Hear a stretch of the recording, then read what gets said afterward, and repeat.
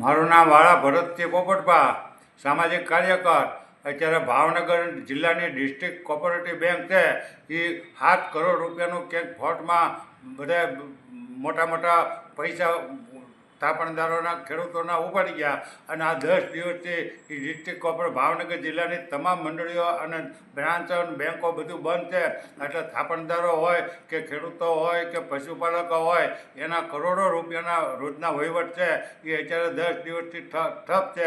કોઈને પૈસા ઉપાડવા હોય તો આપતા નથી, કોઈને પૈસા મેકવા હોય તો ત્યાં કોઈ વહીવટ થતા નથી.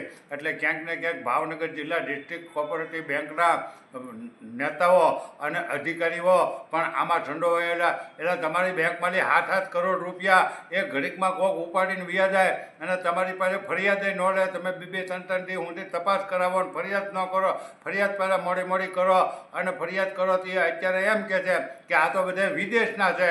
વિદેશના તો તમે અહીંયા 1 લાખ રૂપિયાના 50,000 રૂપિયાના ડિસ્ટ્રિક્ટના મેનેજર અને તમામ બ્રાન્ચના મેનેજરો છે એ લાખ 50,000ના પગાર ખાય. તો તમને હું બધાને દાઢીઓ કરવા રાખ્યા? અને આ નેતાઓ ખેડૂતોના મતથી જીતેલા છે એ ડિસ્ટ્રિક્ટ કોઓપરેટિવના ચેરમેન અને ડાયરેક્ટરો અત્યારે ત્યાં બેઠા મોટી મોટી વાતો કરે છે.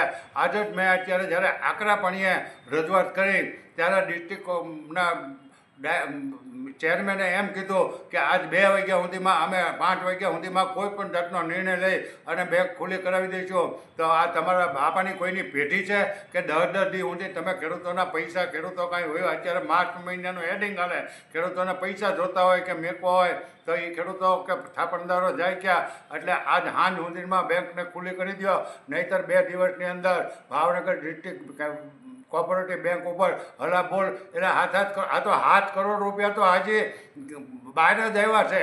પણ આ ડિસ્ટ્રિક્ટ કોઓપરેટિવના નેતાઓ અને અધિકારીઓ, બાબુઓ, મેનેજરો, તમામ બ્રાન્ચના તમામ ગામડાની મંડળીના પ્રમુખો, મંત્રીઓ મોટો ગામડાના ખેડૂતોનો તોડ કરી ગયેલા છે. એટલે અમે ઘણા વર્ષોથી કહી કે આ સહકારી ક્ષેત્ર છે એ હવે સહકારી ક્ષેત્ર રહ્યું નથી, હવે ચોરનું ક્ષેત્ર બની ગયું અને મોટા ચોર બધા માલિકો ગૂંચી ગયા. નેતાઓએ એમાંયથી અત્યારે આપણા દેશના ગૃહમંત્રી અમિતભાઈ શાહે જે આ મેન્ડેટ પ્રથા કરી ત્યારથી તો આ સહકારી ક્ષેત્ર છે એ લૂંટારો અને લૂંટબાજોનું ક્ષેત્ર બની ગયું. પછી માર્કેટિંગ યાર્ડ હોય, ડિસ્ટ્રિક્ટ કોઓપરેટિવ બેંક હોય, સંઘ હોય, ડેરીઓ હોય કે કોઈ પણ હોય, પછી અમૂલ ડેરી હોય તો ભલે, સુમૂલ હોય તો ભલે, સુંગર મિલ હોય તો ભલે, અને ભાવનગરની સર્વોત્તમ ડેરી હોય તો આ બધા ચોરના દીકરા અને ખેડૂતોને લૂંટવા માટે અમિતભાઈ શાહે એને ખુલ્લો પરવાનો આપ્યો છે.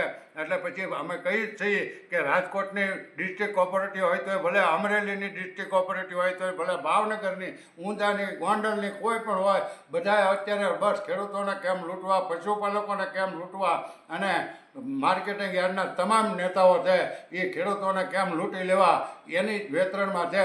અત્યારે 2 દિવસની અંદર ભાવનગર ડિસ્ટ્રિક્ટ કોઓપરેટિવ બેંક તે શરૂ કરે અને થાપણદારોને એના પૈસા અત્યારે તાત્કાલિક ઉપાડી લેવા. નકર આ બેંક અમે ત્યારે દિવાળું ફૂંકવાનું છે.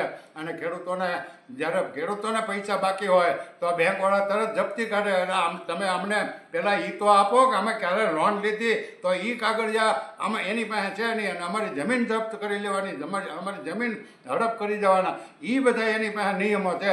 એટલે અત્યારે મેં જિલ્લા રજિસ્ટ્રારને જ્યારે ફોન કર્યો ત્યારે જિલ્લા રજિસ્ટ્રારે એમ કીધું કે હું હમણાં કરાવું છું, અને પહેલાં પછી મને કે આ મારામાં ન આવે તો આ જિલ્લા રજિસ્ટ્રારમાં કેમ ન આવે? તમારા તારીખ કેમાંય તમારું નામ છે, એને જે ડિક્શનરી છે એમાં તમારું જિલ્લા રજિસ્ટ્રારનું, આ બધું જ જિલ્લા રજિસ્ટ્રારનું. એટલે બધાય ક્યાંક ને ક્યાંક ચોરના દીકરા છે.